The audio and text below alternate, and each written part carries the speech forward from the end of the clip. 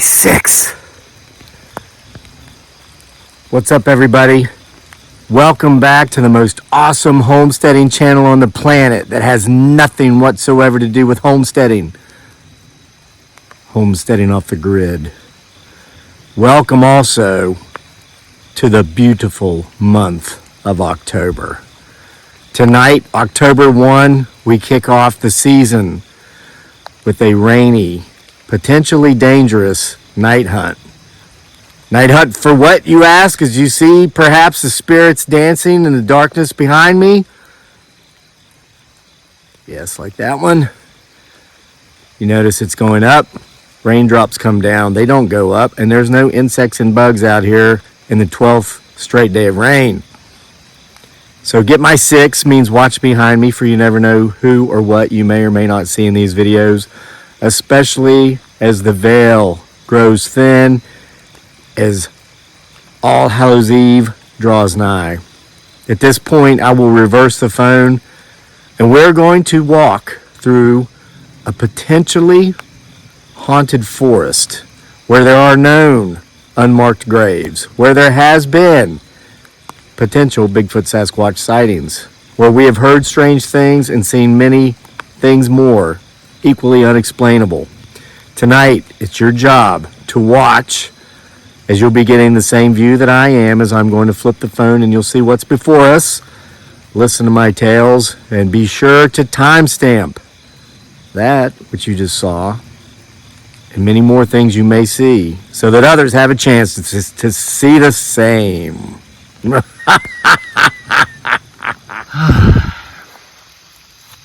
You now have my view. This very rainy October 1st. There's the garden.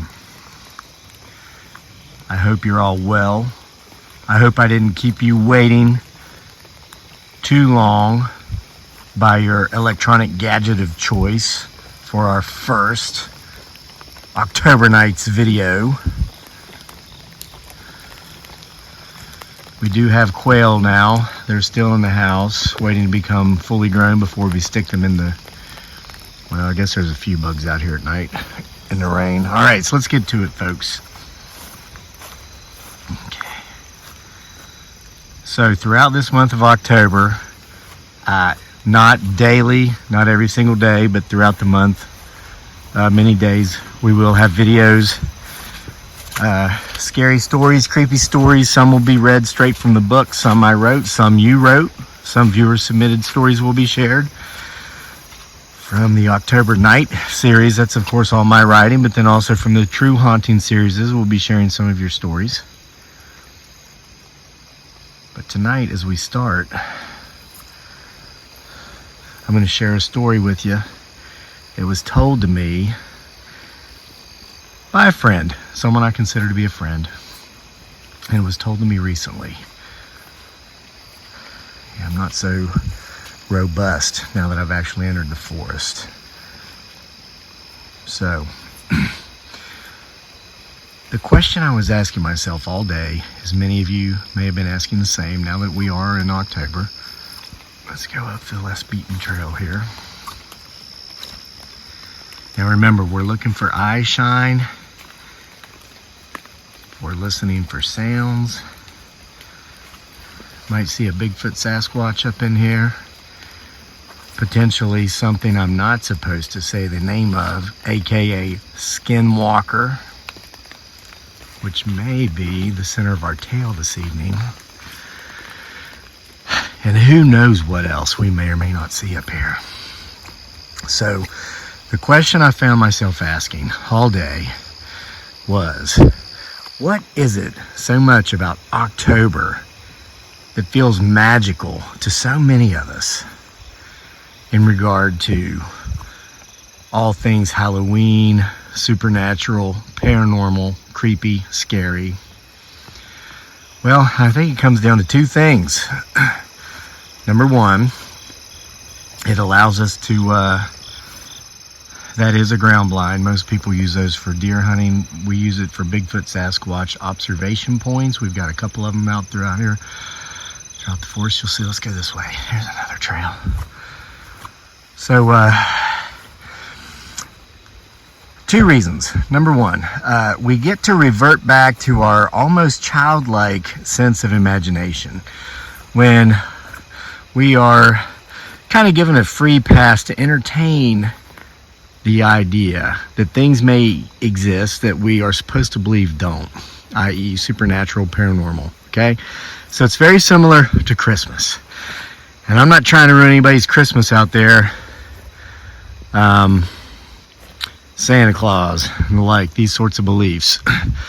We can think back into our minds that time of innocence in which all things were possible. Things existed that as rational, reasoning, logical-minded adults, we believe don't. You know, it's kind of like one of those, here's the main road from our backyard that leads up to our campground. Yeah, we'll get up there. Let's go check it out. Let's look for eye shine. So, this time of year, especially as we get closer to Halloween, oh, that creeped me out. That's a tree guard. I planted some plum trees there in the spring. Put guards around them so the deer don't get them.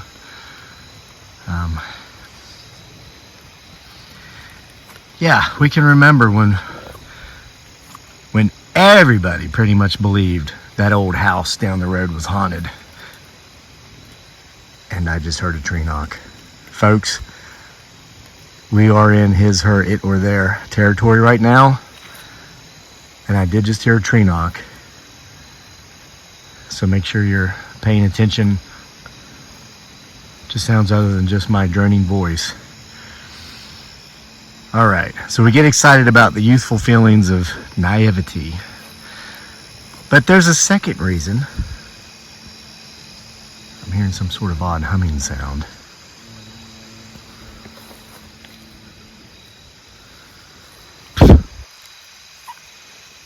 There's a second reason we get so excited about this time of year.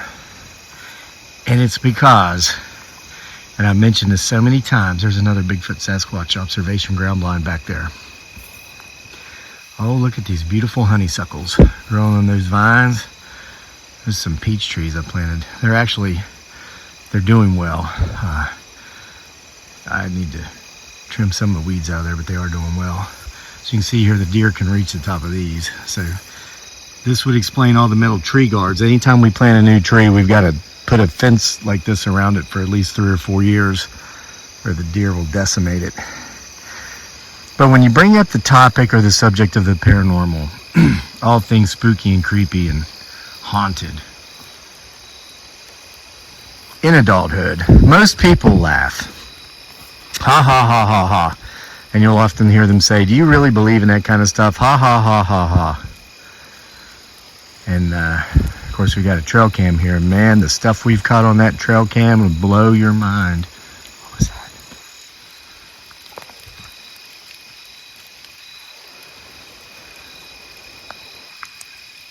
Guys, I just felt the temperature drop considerably right here. And this is a really creepy spot. This is where I usually sit in the woods and tell my tales. Is that eye shine it? What is that in the forest? Do we have a Bigfoot Sasquatches here? Did you look at that? Oh, okay, let's step even further and deeper into the woods as I tell this tale. So everybody laughs, but everybody's got their own story. And one such story came to me about 2 months ago by way of a friend that doesn't live far from me, and he knows what I do. He knows the stuff I'm into. He knows the books I write. He's read a couple of them. This guy's very logical, very rational. He doesn't make decisions based upon emotion. It's what you would call emotional maturity, or emotional intelligence. This guy's got a lot of it. You know, I haven't been up in here for a few days, and it looks like a lot of limbs have fallen in here since I was here last. Whenever everything dries out, I'm gonna have to get up here and cut up some firewood. So anyway, yeah, he comes up to me and he says, hey, just thought I'd come by and say hi. Hadn't seen you in a while. And we actually ended up walking through these very woods and talking. And that's when he shared his story with me. It's a story about a friend of his, a co-worker that he works with, who told him something very creepy. They were having a conversation about all things creepy and paranormal when the guy that he works with told him his tale of when he lived somewhere in Virginia. I don't know what part of Virginia, where in Virginia.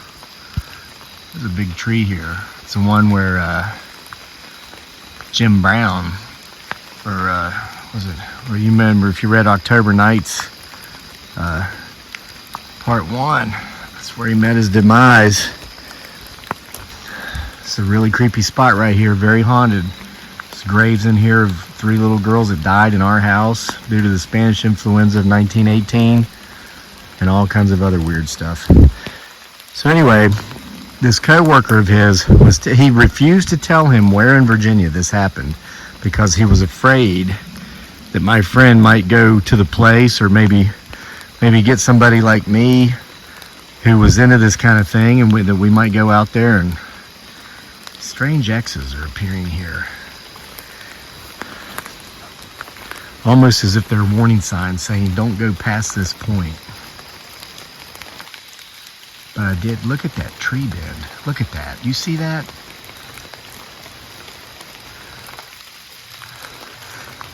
Now again, like I mentioned, it's been a week or more since I've been out here. That was not like that. Okay. I think there might be some things out here in this forest that are more excited about October getting here than we are, folks. This is nuts. Big X, big tree bend. Oh, wow. So what happened? What did my friend's friend tell him? Why did he hide the location? Well,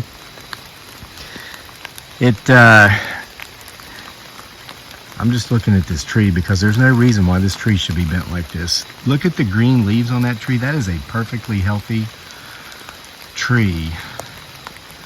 Nothing has fallen on this tree. If you'll note, there's no large limbs that have fallen on it. Like back here, we've got some bigger tree limbs that fell.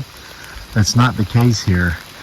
This is legitimately a bona fide tree bend that some would say you know who or you know what uses to mark their trails, and it's ironically right behind a structure that they're said to use to mark their boundaries.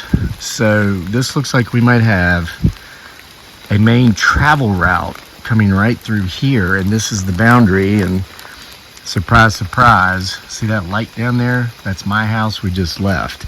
So once again, more confirmation and more physical evidence that he, she, it, or they not just exists, but exists in the woods behind my house. Gosh, what is this, the 8th year now? We're picking up signs here in tree knocks, and just keep your eyes open, folks. If you're seeing anything I'm not, make sure to timestamp it. So anyway, my friend's friend, he's still a relatively young man. He's in his early 20s. Again, they know each other from work. So he and his family were living in it was a mobile home, and it was in rural Virginia, and the closest neighbor to this guy and his family was 1 mile away. Okay, so if you can imagine this old dirt country road, and it's farmland, as in like cattle farming. So there was hay fields, just driving down through hay fields and cow fields, and then all of a sudden you come across a mobile home on the side of the road. He said it was about 50 yards.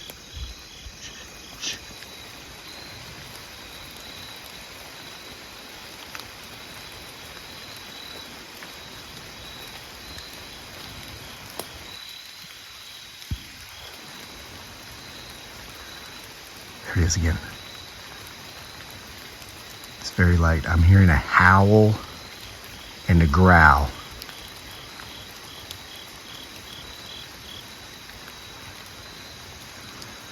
Hear it? It's back here. It was behind us.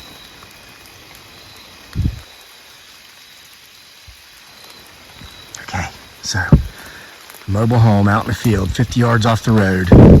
Closest house is a mile away. And then there was a barn. The way the guy explained it, about a generation or so ago, this big land was all one. World War II generation owned it. They died off. Boomers got it, chopped it up into 12 pieces, sold it off. You know how it goes. You've all seen the evolution of the transfer of land here in the last couple of generations. So at one point, it was where the hired help would live, this mobile home.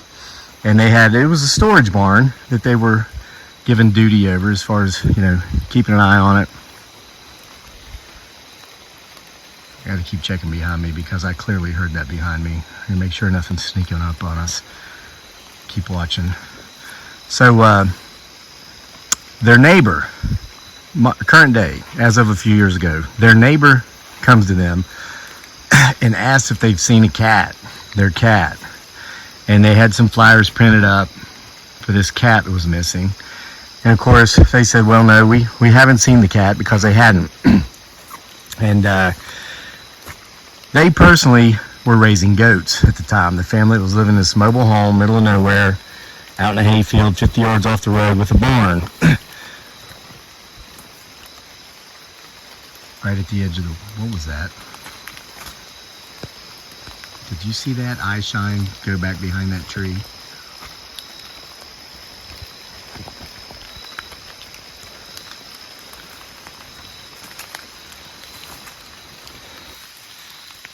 So, there was a telephone pole at the edge of the woods by the road. They said, yeah, put a flyer up on the telephone pole. We'll spread word as we're talking to people about the cat. We'll keep our eyes open for it. Blah, blah, blah, blah, blah. So, a few days later, they actually discovered the cat. And they called the people. Here's another. Did you hear that?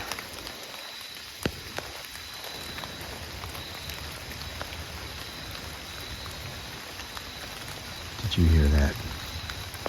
That sounded like a voice. Like somebody said stop or wait.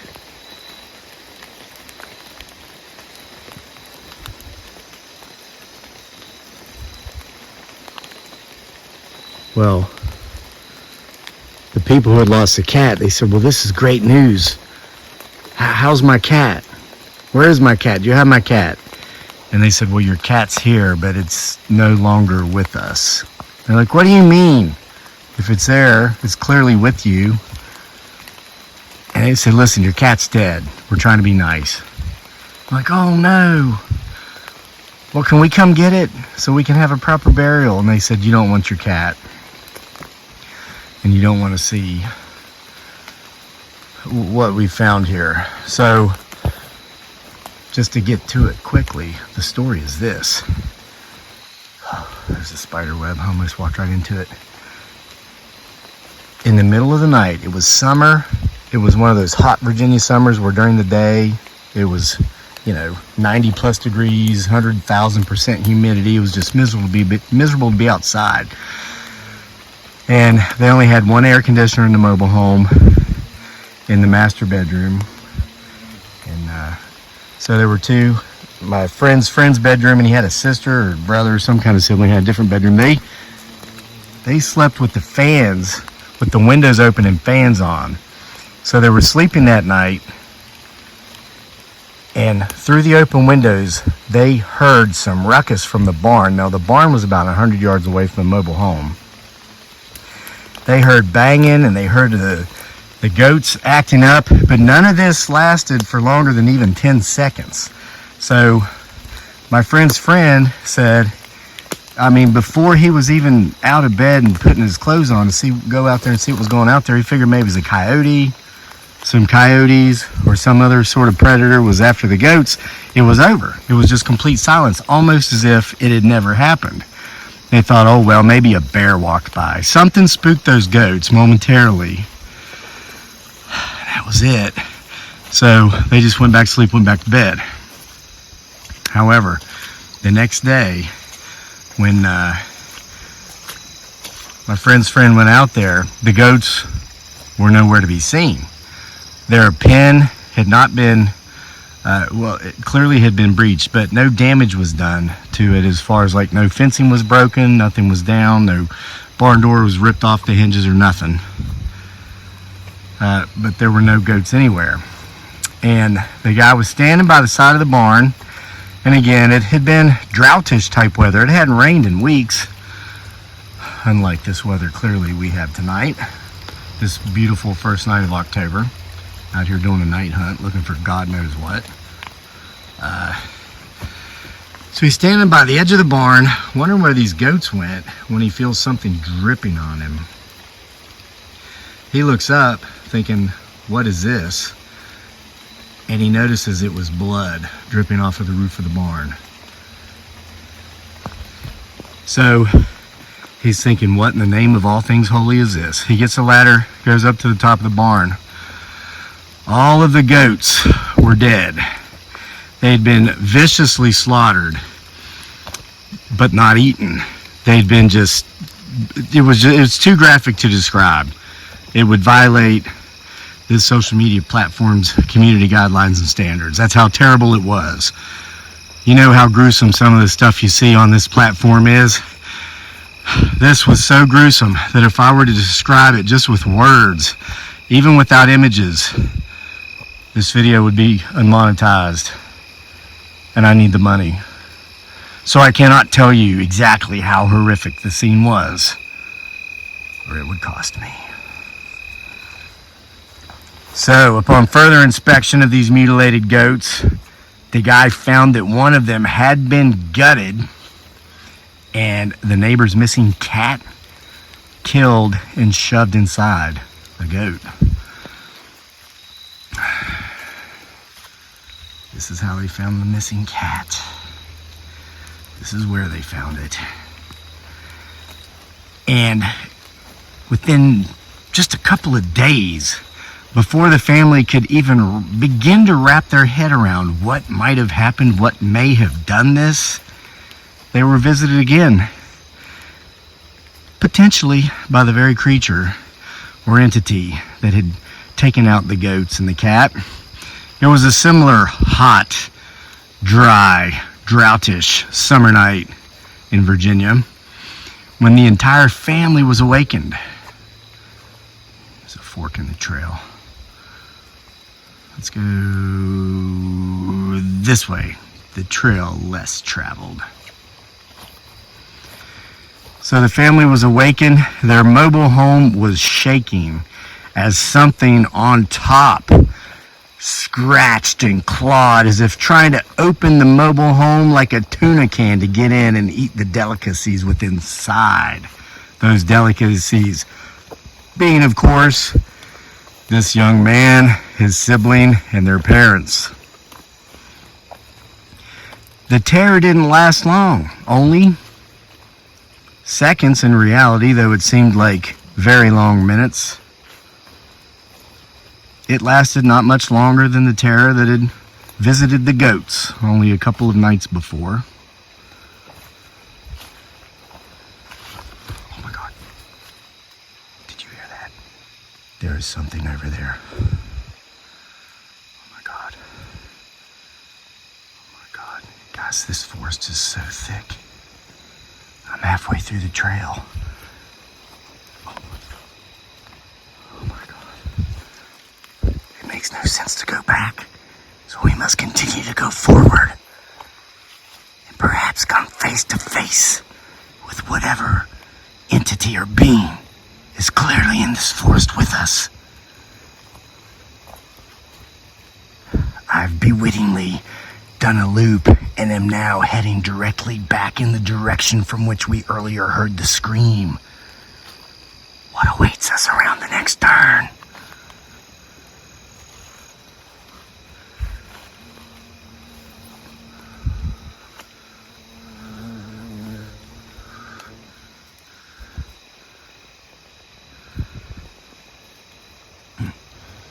Pull yourself together, lad.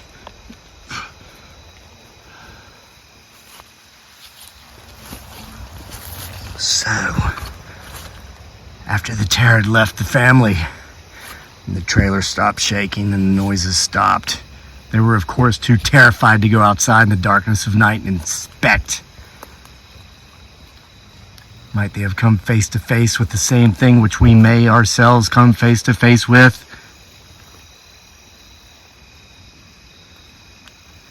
We heard it right here, right in here. Well, they saw nothing the next morning. None of them, despite their best efforts, were able to get a wink of sleep. They waited impatiently for the sun to rise, and when it did, they went outside, and with their ladders, they went to the top of that mobile home. And there were two distinct sets of claw marks, as if one came from a left hand and one came from a right. But instead of 5 claw marks per hand, there were only 4. It was as if a 4-fingered creature of the night, not too unlike perhaps a prehistoric pterodactyl, had landed on top of their house, on top of their mobile home, and it attempted to quickly claw its way inside to get to the sweet human flesh within, but for some reason abandoned its objective after a few failed seconds of attempts. They didn't see the sun go down yet another day on that property, because they threw everything they could fit into their vehicles, just the things they needed most, and they left. They were renting that home, so they had no solid permanent ties to it. They called the landlord politely and said, "Hey, we're out of there. These weird things happened." And though the gentleman they spoke with, that they had known for a number of years that they'd been living there, did not give them any information about that which they entailed, the story in which they detailed, they remember distinctly that he did not seem surprised to hear what had happened to them and their goats and their neighbor's cat, as if it had happened before, and as if he was fully prepared for it to happen again.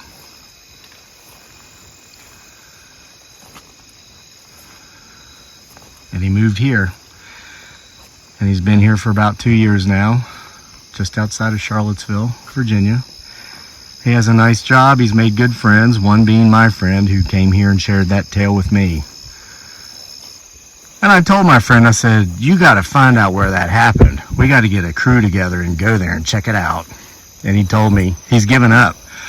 He's given up trying to find out this exact location where these things happened. And his friend who told him the tale has reached the point to where he won't even talk about it anymore.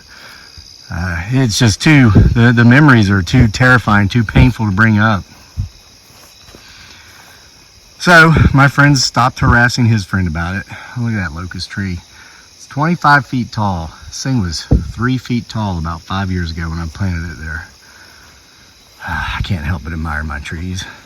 I've literally planted thousands of them. All right. So at any rate, that's your first terrifying tale for this Halloween season on this beautiful yet dreary and wet October night. And that tale is true. And I hope you consider come back and joining us for more October nights later this month. See ya!